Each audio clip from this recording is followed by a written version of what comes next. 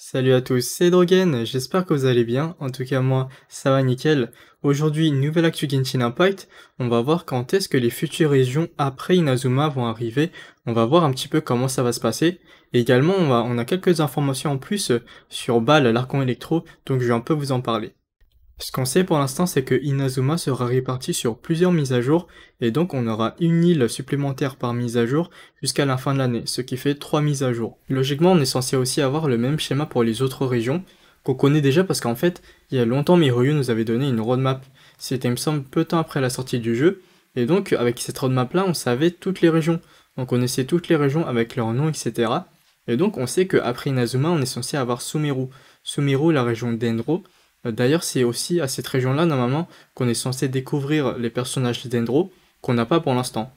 Ensuite, on est censé avoir Fontaine, la région Hydro, ensuite Natlan, la région Pyro, et enfin Sneznaya, la région Cryo.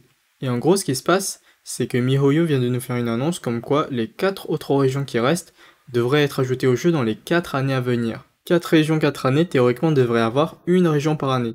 C'est peu, mais en même temps, c'est un peu ce qui s'est passé jusqu'à maintenant, quoi.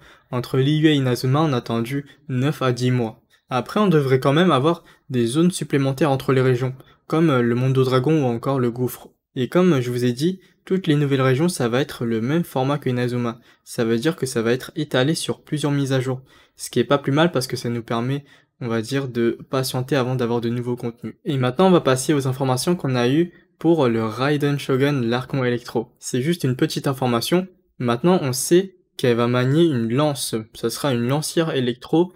Et en fait, c'est son ulti qui va lui permettre de sortir une épée. Donc voilà, a priori, elle va pas manier d'épée à une main, mais elle va juste sortir une épée pour faire son ulti.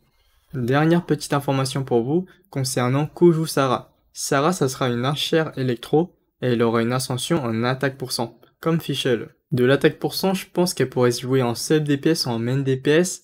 Après, moi, je préférais quand même en sub DPS parce que j'ai l'impression qu'il y a quand même déjà beaucoup d'archers en main DPS. C'était tout pour ces petites actus, j'espère que ça vous a plu. En tout cas, n'hésitez pas à vous abonner et à liker cette vidéo si vous l'avez aimé, et aussi n'hésitez pas à me rejoindre sur Twitch pour me suivre en live sur Genshin Impact, et on se retrouve très prochainement pour de nouvelles vidéos. À plus!